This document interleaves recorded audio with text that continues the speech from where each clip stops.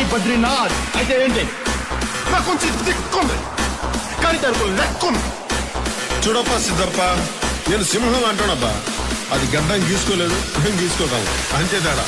మిగతాదంతా same to same.